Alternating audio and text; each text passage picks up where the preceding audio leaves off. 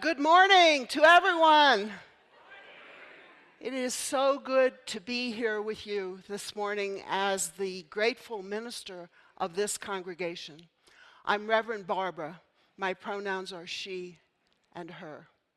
It's good to see each of you here in the room on Zoom this morning.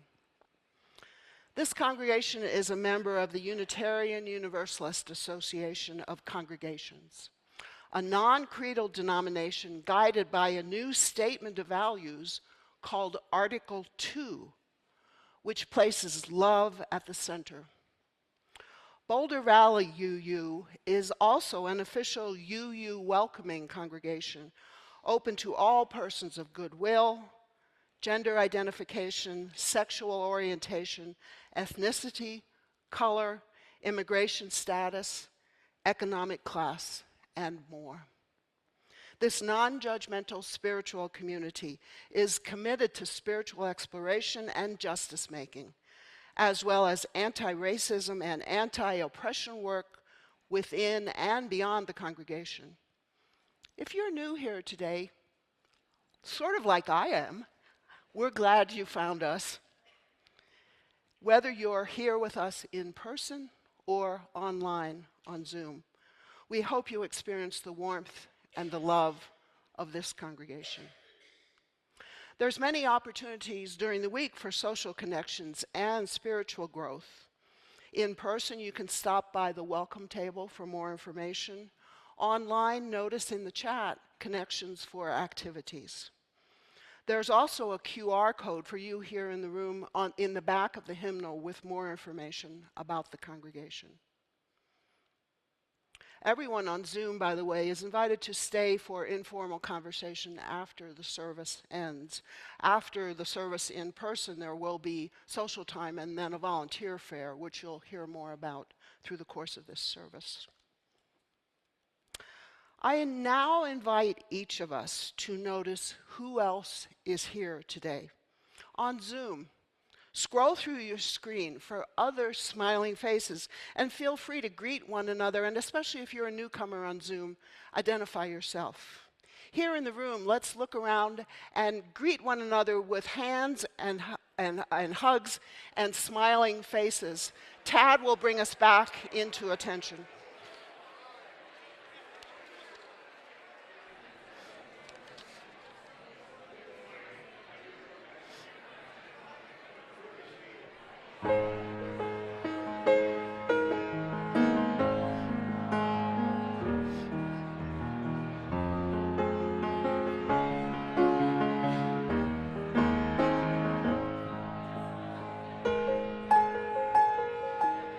Good morning again.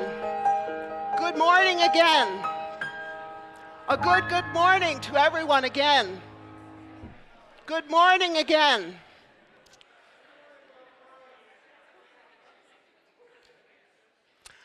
And now we light our chalice, the symbol of our faith. Online, if you have a chalice, light it as you participate in this ceremony with all of us.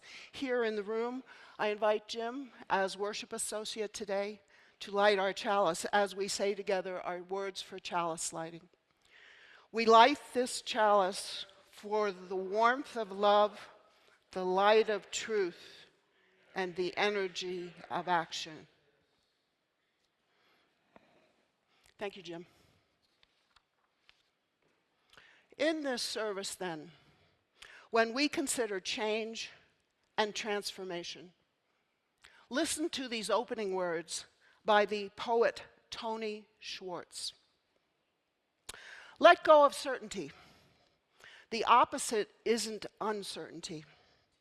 It's openness, curiosity, and a willingness to embrace paradox during change, rather than to choose up sides.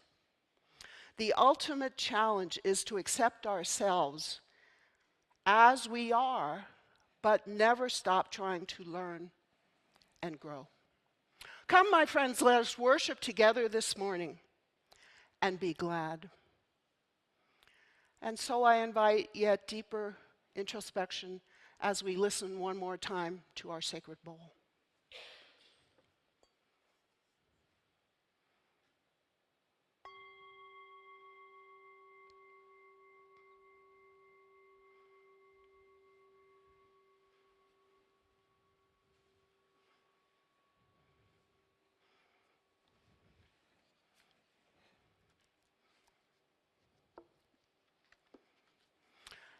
And now for our opening hymn. You've already, some of you in the room and perhaps online, have practiced it. We are indeed at morning time. So let's sing about the morning. I invite you to rise in body or in spirit for hymn 1000. Morning has come. It's in the teal hymnal.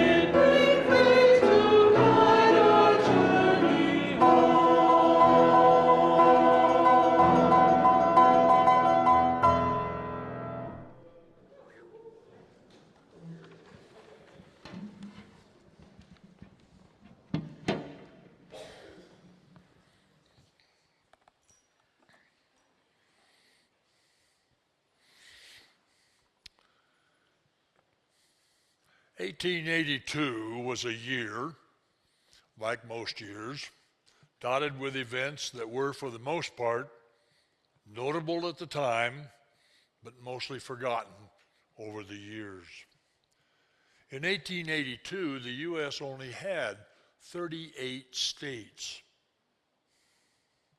In 1882, Morgan Earp was assassinated in Tombstone, Arizona. And Jesse James was also assassinated that year. And Thomas Jefferson started the first commercial power plant supplying electricity to 1 square mile of lower Manhattan. The first automobile patent would not even be issued for another couple of years.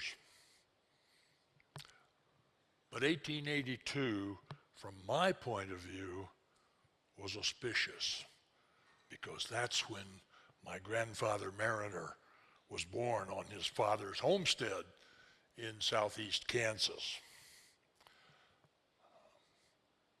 Otherwise, I wouldn't be here, I guess. Unfortunately, Grandpa died tragically in 1951 when he fell out of a hayloft, but think of the paradigm changes that he saw during his lifetime. During his lifetime, the horse and buggy days were left behind. Automobiles became the norm, and travel by air was just becoming common. Communication by telephone did not become common until well into the 20th century, and many of us here can still remember being on the party line and listening to your neighbor, or have them listening to us.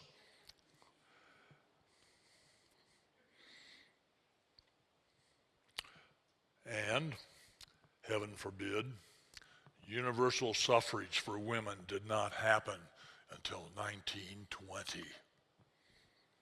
Yeah, we wouldn't want that to happen, would we?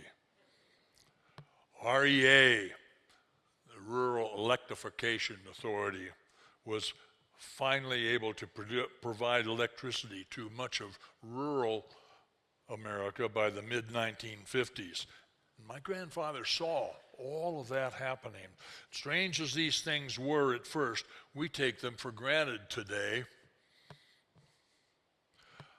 My grandfather had to adjust to these changes. He had to learn new tricks, and he did. He learned to drive, for example. Not well, but he did. And central heating, he held on to that old wood-burning, pot-bellied stove. And well, I remember waking up in the morning in the upstairs bedroom, freezing my tush off. But that was good enough for Grandpa. The time marches on, and our culture continued to evolve. What was good enough for Grandpa is not good enough for us today. Imperceptibly, we adjusted to these changes. Think computers, for example, at least for most of us. And arguably, we are the better for it. On a more mundane level, even without helmets, bike lanes, car seats, seat belts, we survived. And today, these become the norm. As inventions and improvements brought changes in how we do things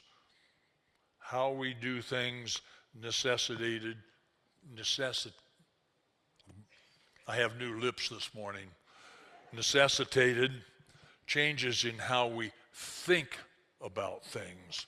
Changes in how we think about things may put us out of our comfort zone, however.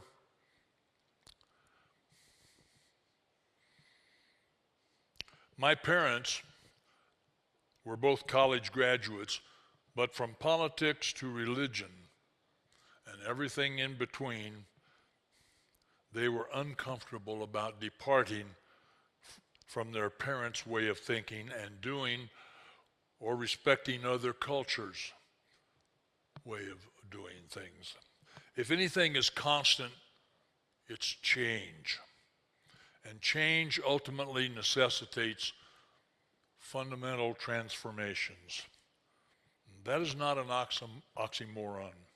As a biologist, I see and have studied transformational changes occurring in organisms, but only when they have the genetic capacity to change in the face of the environment that changes all the time.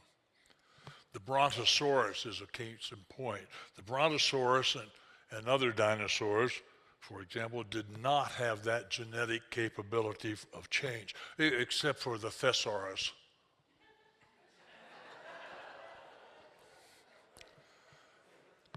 Anyway, our response to cultural change may not have a genetic component, but I humbly submit for your consideration that transformational change will occur in those of us who are ready for it and embrace it.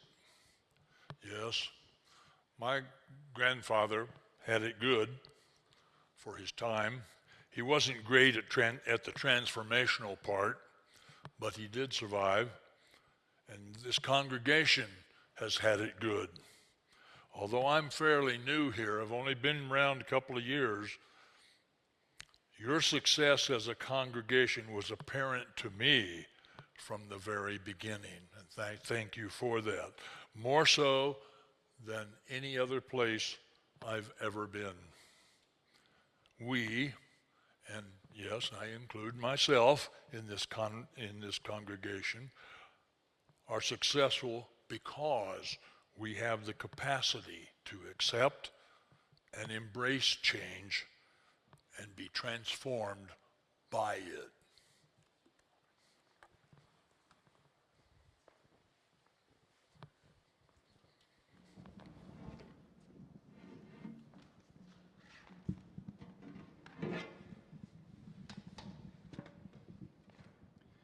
To be ready for change, to embrace change. One of the ways, those who are ready, I think, and this is something Reverend Barbara and I have talked about, are calm. We've calmed down. We're not in a rush. We're patient. We're open.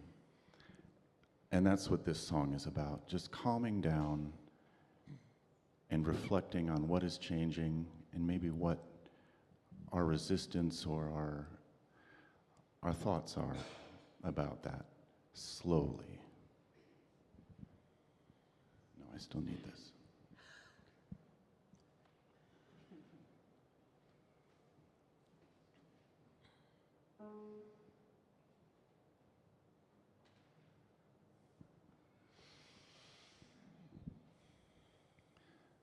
I'm listening. I am listening. Spirit, speak to me. I'm listening. I am listening. Spirit,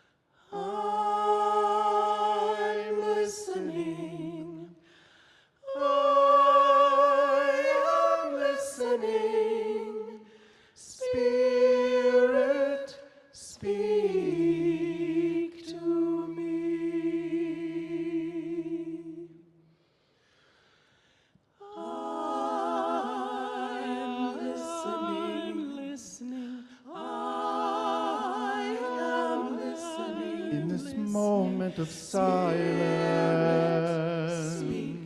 To me. I can hear the voices of all my kids,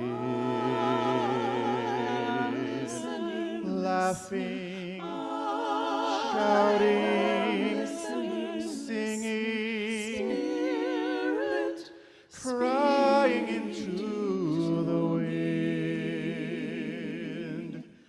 My eyes are wide open. My ears are wide open.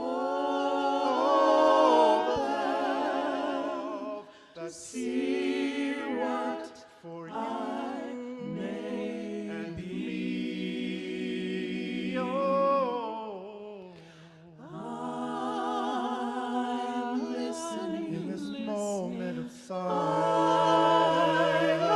listening. I Spirit, speak to me.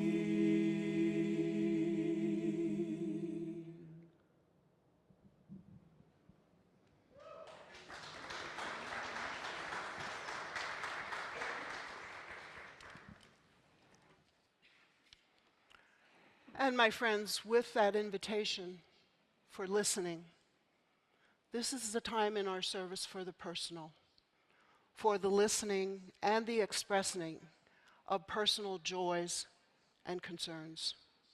I'm wondering if we could adjust the speaker up here, please. Thank you. Thank you.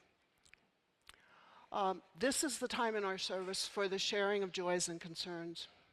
If you're online, type your joy or concern in the chat, and after the spoken joys and concerns, Jim or Deborah will read them. Here in the sanctuary, I invite you to come forward, as is your habit, and speak into the mic, remembering to hold the mic in front of you. Again, this is not a time for announcements, nor is it a time for political updates, of which there could be many. This is a time for the sharing of the personal. Please come forward. Please, in the chat, invite your expressions of joys and concerns. And let us add one stone for our country as we go forward with a political season. May it be free of violence, conflict. May it be open to love and communication. And we add one final stone to the bowl for those unspoken joys and concerns which may rest deep in our hearts. So now, my friends, I invite us to come together in a spirit of prayer, meditation, and intentional focus. As we speak to Great Spirit and invite Great Spirit to be with us through the concerns,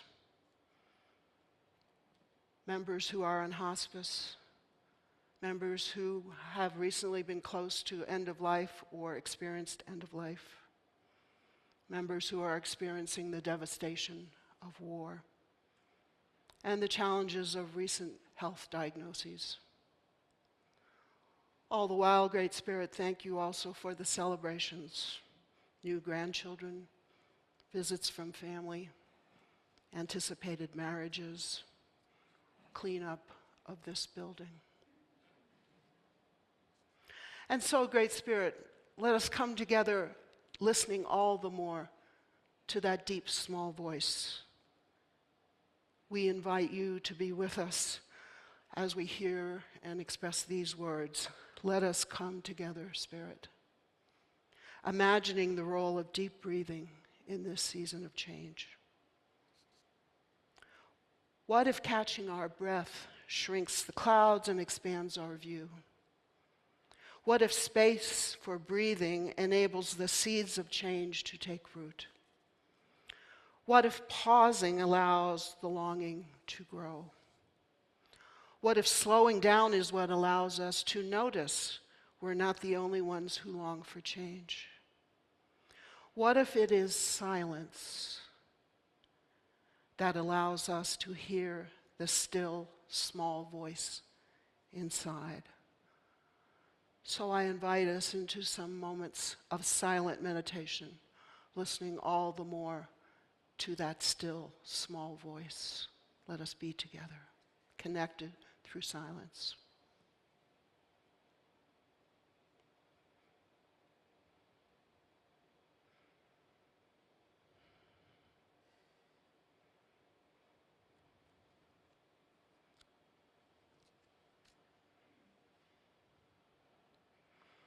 Amen, and blessed be.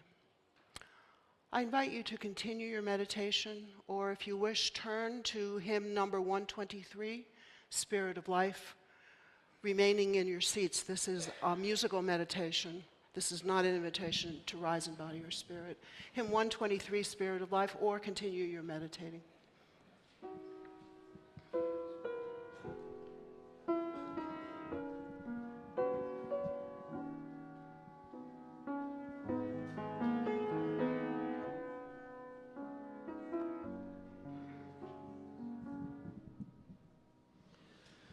Spirit of life, come unto me.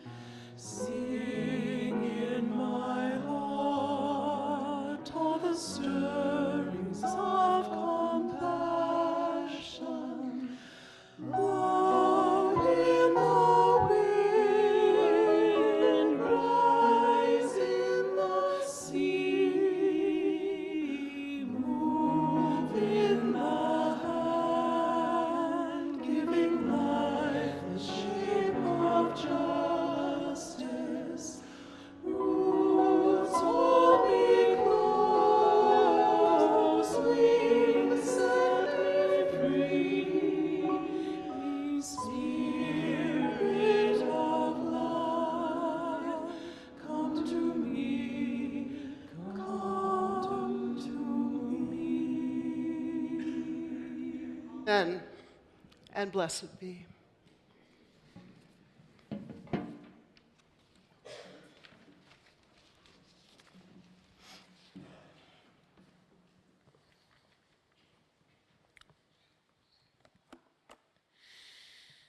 Each week we remind ourselves of the abundance of our lives in this community by giving half of our plate away to those organizations that share our values.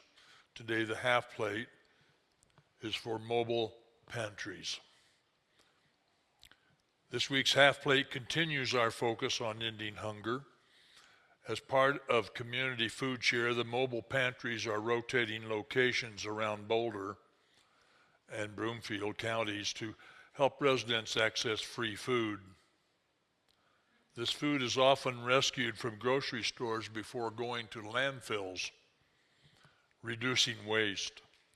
The variety of meats, dairy, produce, and dry goods offered focus on both nutrition and from multiple cultures to provide many options. Friends and neighbors may help pick up food for those who cannot transport themselves, and there is no limit to the number of mobile pantries one may access weekly. Please give generously as you so often do. You can text your donation to the number on the screen, or if you're at the fellowship today, place a donation in the offering plate as it passes. As our musical reflection begins, we invite you to reflect upon and write into the chat, if you're on Zoom, your answer to the question, what do I do to share the bounty of my life?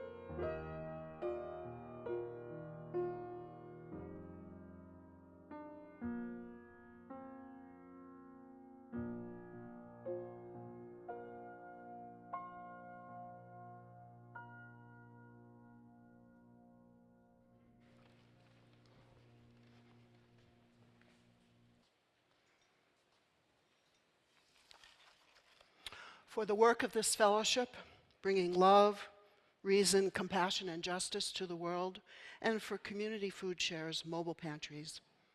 We are grateful for this offering. Thank you.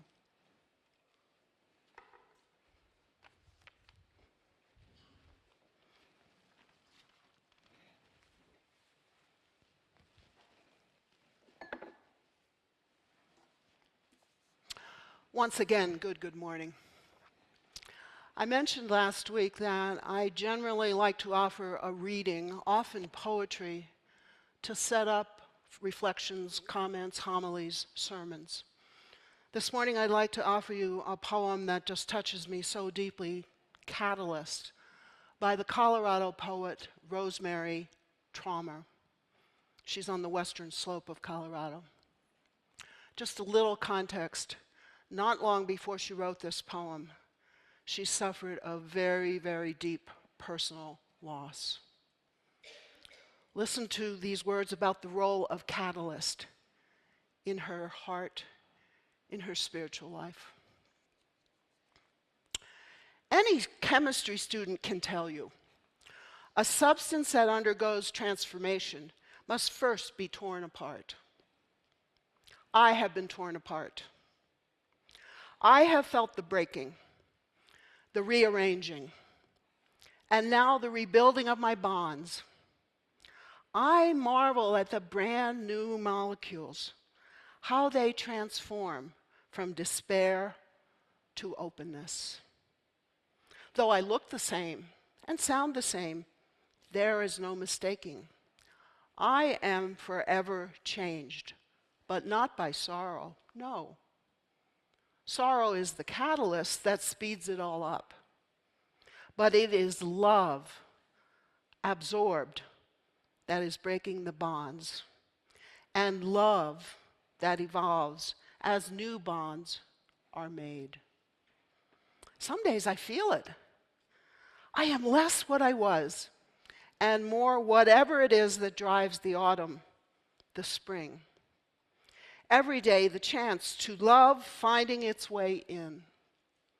And each time, love helps me to meet the unmeetable, to meet the reactant self as it becomes offering. Words by Rosemary Traumer.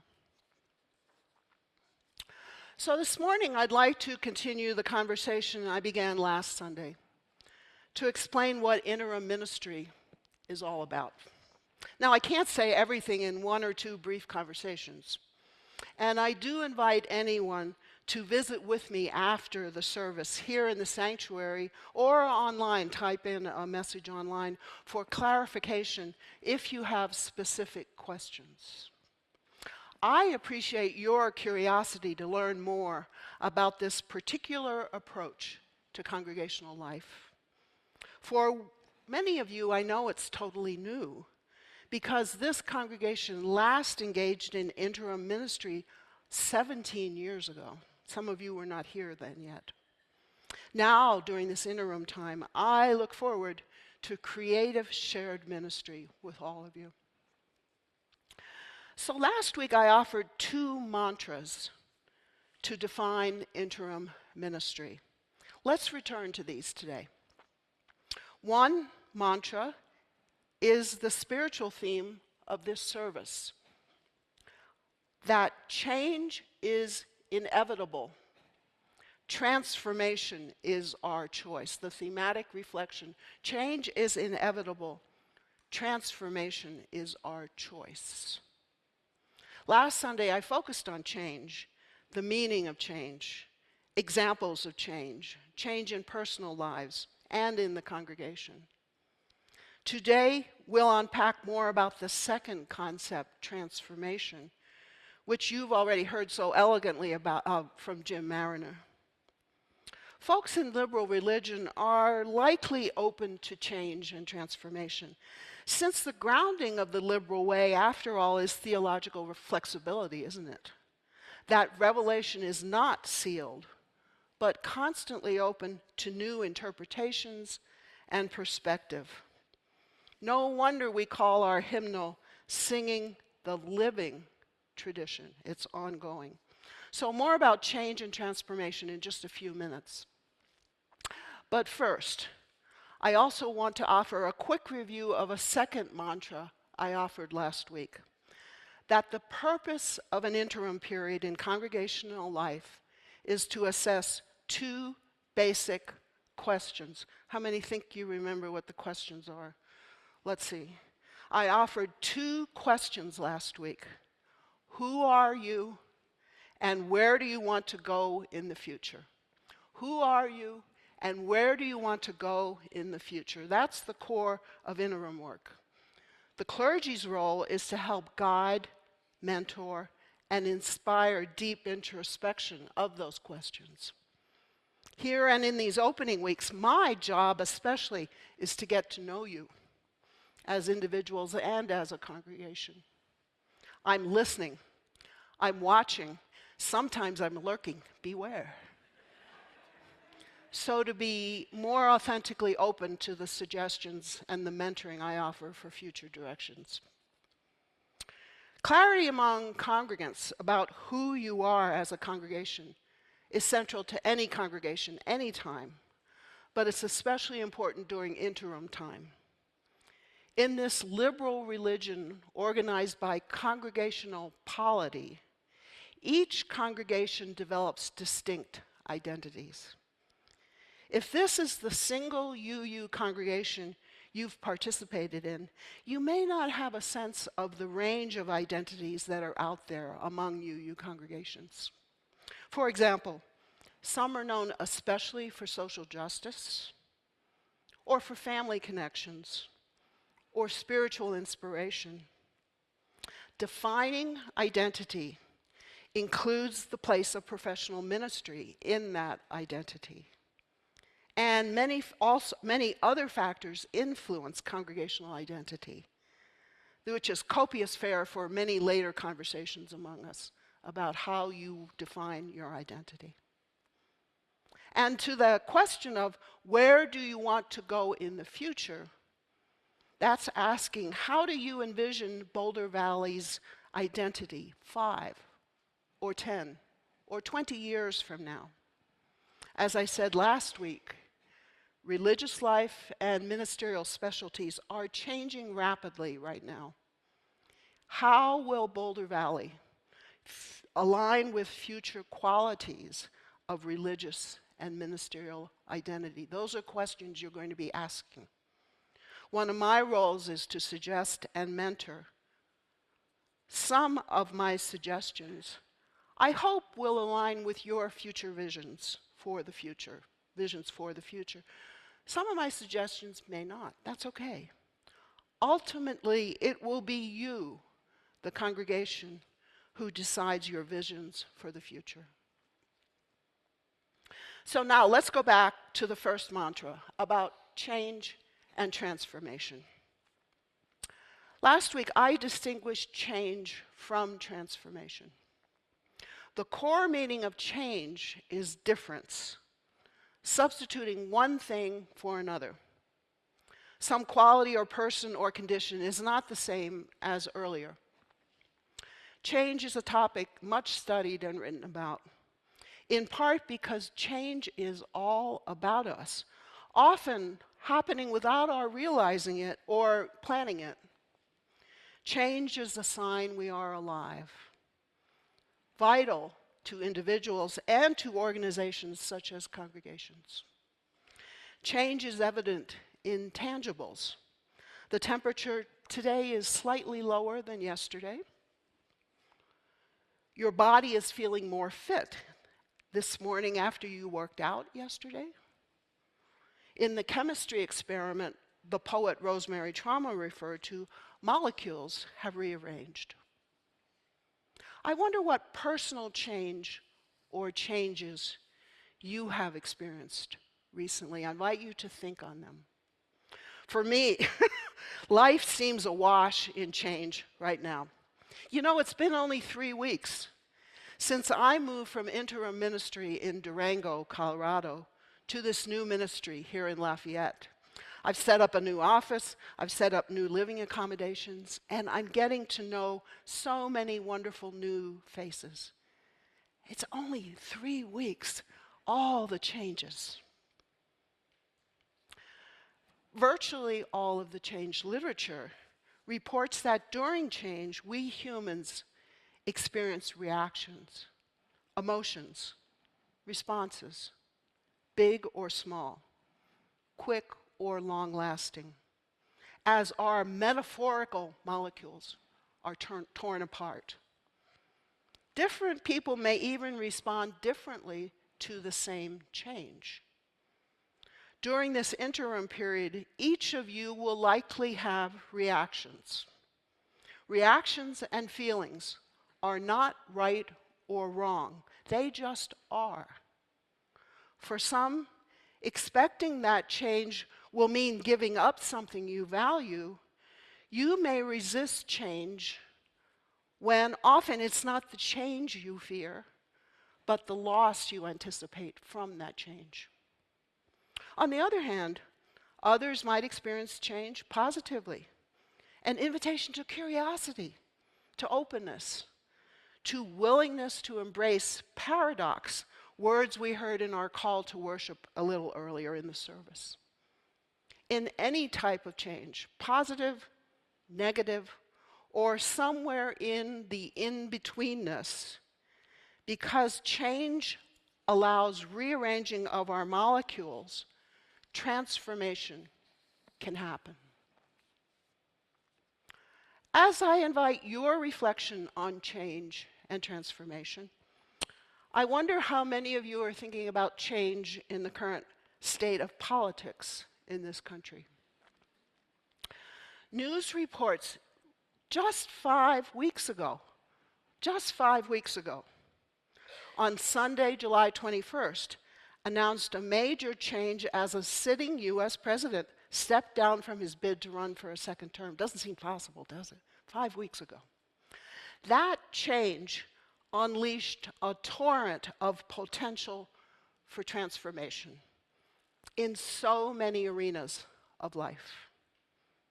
If in no other arena, I gotta say, my image of an acceptance speech for a national political office has already been transformed. I would never have thought it possible that the nomination of an individual for high national office could be affirmed by the joyful appearance on the convention stage of the former state champion high school football team, now admittedly a bit aging, which the nominee coach was involved in coaching. And if you want some context, the nominee for one of the offices used to be a high school coach, and his team came up on stage with him. It was a joyous moment in the convention. New dimension of what's possible in the nomination process. Indeed, change is all around us. I expect we all eagerly await to see possibilities for transformation from our community as these recent political changes take place. Now, if national politics is too grand a concept to concretize your relationship with transformation, I invite you to think about a personal transformation, a personal regrouping, perhaps a result of that personal change you thought of a few minutes ago. I have many experiences of transformation, such as when my family and I made a major move from Pennsylvania to Texas, and my professional role as a university professor ended. My molecules were really torn apart for several years as I discerned my responding to the call to ministry that more and more was crowding out my identity in academia. What are your experiences of transformation? As the poet celebrated how love gradually replaced sorrow in her transformative experience, did love play a part in your transformation? It certainly did for me. As ministry deepened and widened my capacity to experience much greater depth of the human condition, which love generated. Change is inevitable. Transformation is our choice. There's no right or wrong in how we process change. I would suggest, however, that not taking up the mantle of genuine transformation in response to change, there's a good chance of falling back on old patterns. Perhaps some of you will relate to my example of dieting for weight loss, which serves as a common example of the imperative of transformation. We may change the food and drink we consume for a definite period, for a certain period, during a certain diet. But without intentional, genuine, deeper transformation of eating habits, many people quickly revert back to their original weight. I'll leave it for you to assess if you've ever done this. To paraphrase the author James Baldwin, who, by the way, his 100th birthday we celebrated earlier this month, Baldwin said, "Not everything that is changed can be transformed, but no change can be transformed until it is faced." Face the changes. I know in some ways interim work at church might feel challenging. I also hope there are elements of excitement, refreshment, anticipation, and joy for you during this interim period. Perhaps my brief identification of 3 ideas about change and transformation that I want to end with will enhance this interim time for you. So first, one idea, one suggestion. Nearly all change literature describes a helpful concept about emotional reactions during change called the roller coaster of change. The roller coaster of change. Anybody work in a world that includes some of this? Yeah, it's a common concept in management circles. I invite you now to visualize a simple diagram of a downward and then an upward slope, just like a roller coaster. When we first learn of a change, we probably have a reaction. It might even be that initially our reaction is a bit upward because we feel the energy of change coming on. However, as we live into the reality of the change and realize the extent of tools or work needed to address the change, feelings may head downward. We may feel overwhelmed living into the reality. As the molecules, however, begin to form new connections and we begin to see light at the end of the change tunnel, energies rise again, moving us along the upward slope, which is where the transformation is probably occurring. We're feeling more positive because we have a sense of the outcome, even if an outcome is less than positive. Now, this roller coaster metaphor also theorizes that change in a community, such as a congregation, involves that leadership tends to be ahead of the whole community on the roller coaster, often. The board may grapple with some decision for months before they bring it to the whole congregation. They may even have started on the upward slope while the community as a whole is still progressing downwards, while still progressing those reactions and responses.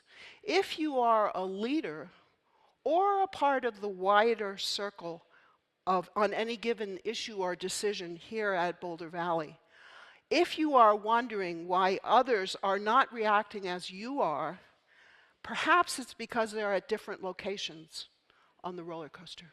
Think about it. Anybody ever have that experience? That someone is seeing something very differently? Even as roller coaster rides can generate screams and wild hairdos, I encourage all of us to look for the joy and the fun on the roller coaster. The second idea for processing change I want to recommend and suggest is trust. The UU minister, Karen Herring, in her new book, has entitled her new book, Trusting Change, Finding Our Way Through Personal and Global Transformation. Her core metaphor for change is the cycle of the caterpillar transforming into a butterfly. Her book makes for good group reading, as it comes with questions for study and conversation. Building trust together, especially in small groups, especially through covenant. The more we can grow to trust any change that we are experiencing, the more the processing will be positive. During this interim period, then, I invite you into many scenarios of trust. For example, trust the programs and guidelines of the UUA interim program, the Unitarian Universalist Associates interim program, which you have chosen to participate in. For example, sometime this fall, we will engage in a startup workshop, which is a covenanting conversation between the congregation and the new minister, led by your primary contact for the UUA Western region. Stay tuned for more details. We haven't worked them out yet. I will also invite your trust in professional ministry and particular approaches I bring to this congregation, which I've learned from serving other interims and from ongoing professional development in interim ministry. This discipline also, this profession, has changed significantly since the last interim period 17 years ago. So don't be surprised if there's differences that you experience, and I hope they're for the positive. Another important dynamic is your trust in one another. Trust in your varied reactions on that roller coaster of change. And finally, to deepen habits of trust, I have time only to name a small group spiritual practice program called Circles of Trust, which I hope to bring to this congregation. Stay tuned for more details after we all settle down a bit, getting the year started. The third idea about transformation I offer, we've already heard from the poet. During her experience, she realized how, as new chemical reactions stimulated new combinations of her molecules, love emerged and strengthened the molecules' bonds. Love helped her meet the unmeetable, to move beyond in-betweenness. Love will be a dominant theme in Unitarian Universalism this year, not only in interim congregations, because love lies at the center of the new statement of values called Article 2, which was approved this past summer. UUs often hear the reminder that we don't need to think alike to love alike. Love invites our hearts into holy places, as we'll sing about in our final hymn. So folks, I've thrown a lot of thought-provoking ideas out at you. For about 3 minutes, I invite you to turn to one or two other individuals, maybe someone you know less well, and offer to that person one example or one brief description of some change or transformation you have experienced recently. On Zoom, folks type into the chat and read each other's chat and feel free to comment one to the other. So for 2 or 3 minutes, Tad will bring us back into the collective whole. I invite you to turn to someone, perhaps someone you know less well, and just share with somebody one example of how you've experienced change and transformation recently.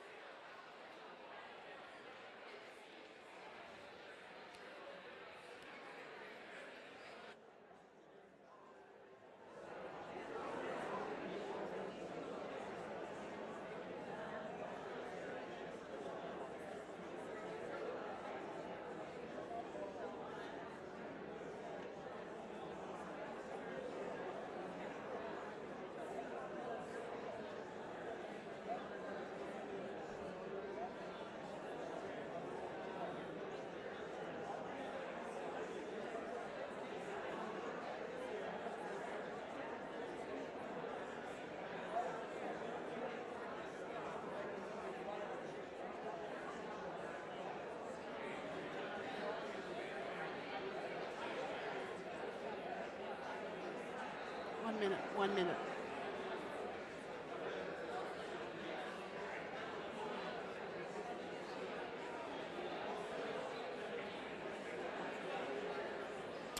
Friends, begin to wrap it up. I know it's brief, begin to wrap it up.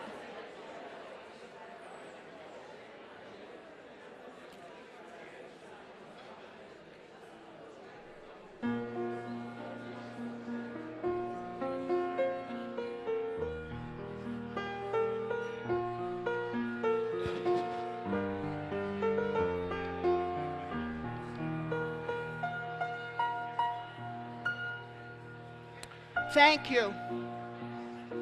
Thank you. Thank you. You can continue conversations during social time and online. Stay after. Visit with others online.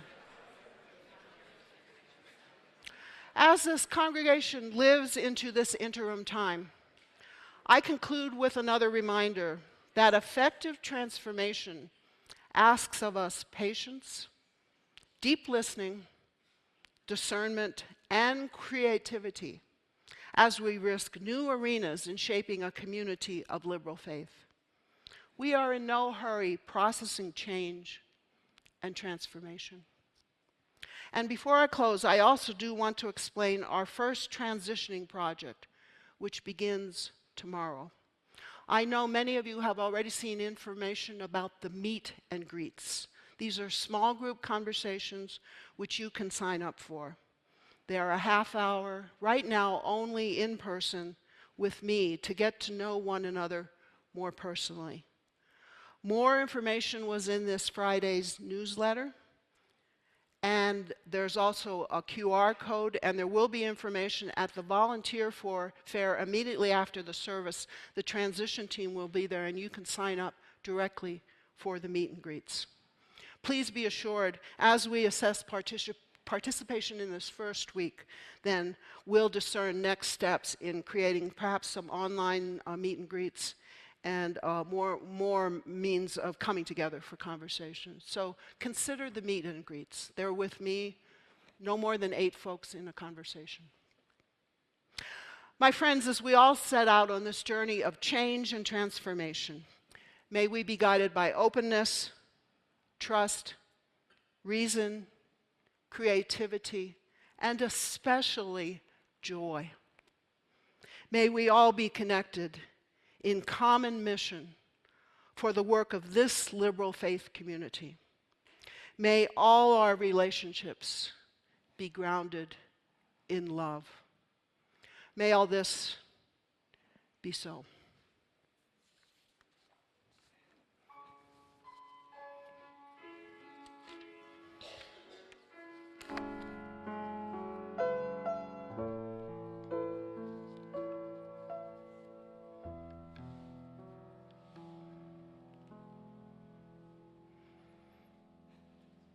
And as we sing our final hymn, which will be number 1008 in the teal hymnal, I invite us to place our hearts in a holy place. Let's sing about the joy of being together in the holy place of transformation. Please rise in body or in spirit for hymn 1008.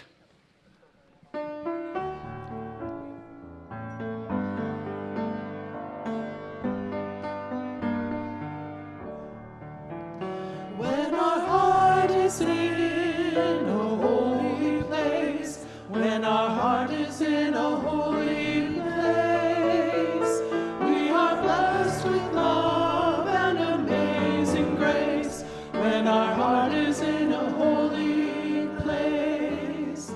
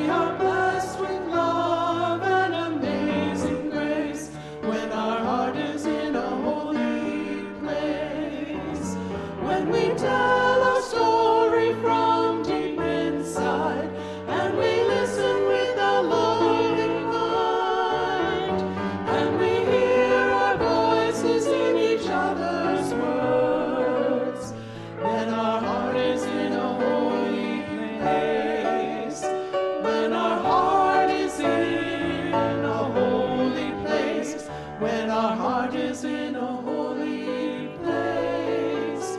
We are blessed with love and amazing grace when our heart is in a holy place. When we share the silence of sacred space and the God of our hearts stirs within, and we feel the power of each other's faith, then our heart is in a holy place. When our heart is in a holy place, when our heart is in a holy place, we are blessed with love and amazing grace when our heart is in a holy place. When our heart is in a holy place.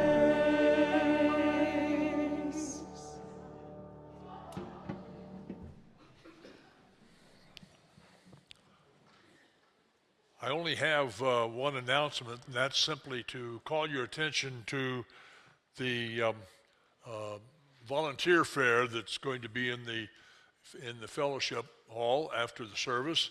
So your opportunity to participate in a variety of things. Is that it?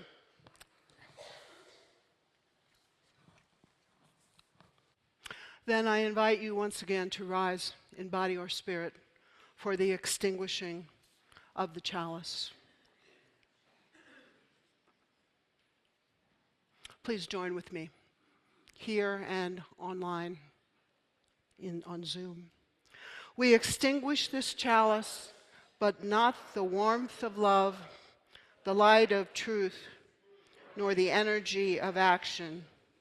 These we carry in our hearts until we meet again.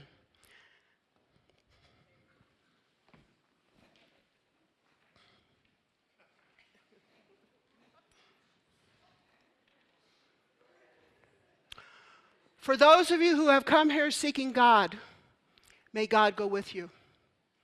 For those of you who have come here seeking life, may life return your affection. For those of you who have come here seeking a better way, may that way be found and the courage to take it step by step. When you leave here this morning, my friends, go in peace. When you return to this sacred space, return in love and in hope and in transformation. Amen. Shalom. Salam. Namaste. Blessed be. I invite you to resume your seats so that Jim and I may go to the back of the sanctuary so to greet you at the door and so you can enjoy Tad's rousing postlude.